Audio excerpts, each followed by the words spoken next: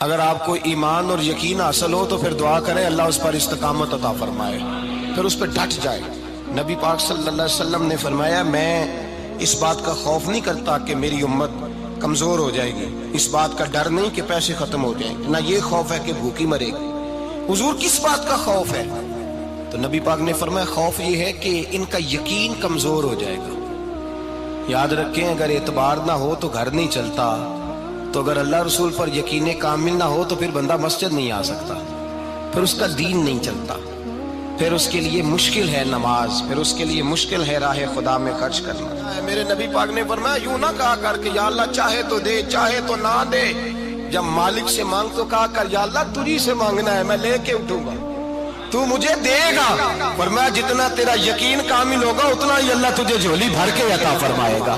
کمزور سا مسلمان، لڑکھڑاتا سا مسلمان دیکھتا ہوں کرتا ہوں، اور یہ بھی نہ دیکھا کریں بھائی ایمان یقین کو استقامت کے درجے پہ لیں، یہ نہ دیکھا کریں کہ وہ کیسے دے گا، وہ کسی وسیلے کا محتاج نہیں ہے، وسیلے کو پسند کرتا ہے، پر وسیلے کا محتاج وہ بغیر وسیلے کے بھی دے دیتا ہے۔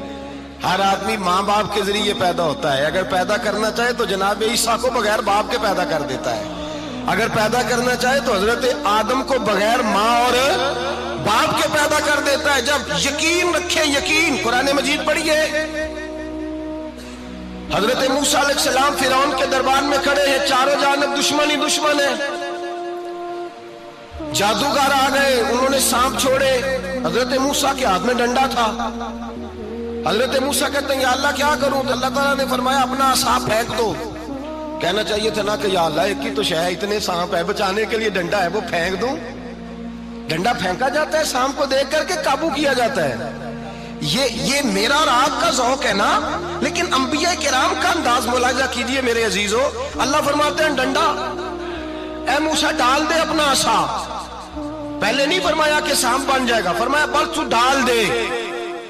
میں اور آپ ہوتے ہیں تو سام سامنے ہے، ڈنڈا ہاتھ میں ہے، ہم کہیں گے عجیب بات ہے، یہی تو دفاع کی چیز ہے، اسی کو ڈال دوں تو بچوں گا کیسے؟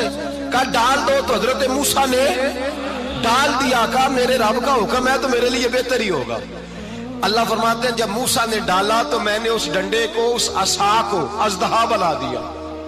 اب کبھی عصا بھی اژدہا بنے، کبھی چھڑی بھی بہت بڑا اژدہا بنی ہے، لیکن قرآن کہتا ہے جناب موسیٰ نے ڈالا تو اللہ نے اژدہا، بلکہ اس سے پیچھے چلیے، عورتیں کمزور یقین کی ہوتی ہیں نا۔ جناب موسیٰ پیدا ہوئے تو اللہ فرماتے ہیں میں نے موسیٰ کی ماں کے دل میں بات ڈالی، ماں کے دل میں، صندوق میں ڈال کے تو اس کو دریا میں بہا دے۔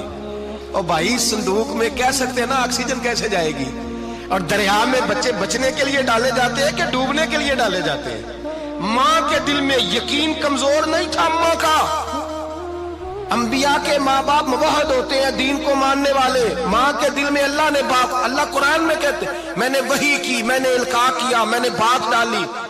حضرت موسیٰ کی ماں کہتی ہے میں نے ڈال کے نا سمندر میں بیٹا، میں نے سمندر میں بیٹا ڈال کے صندوق میں بند کر کے رب کے حوالے کیا۔